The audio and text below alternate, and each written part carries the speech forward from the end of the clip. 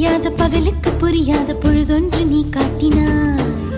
இதயத்தில் நீ இருப்பதனால் நான் தூங்கும் நேரத்தில் என்னுள்ளே தூங்காமல் நெஞ்சுக்குள் வாயாடினாய். கண்ணாடி நீ கடிகாரம் நான் உன்னுள்ளே ஓடோடி வாழ்வே. காதல் எனும் கடுதாசி நீ என்றென்றும் அன்புடன் நான்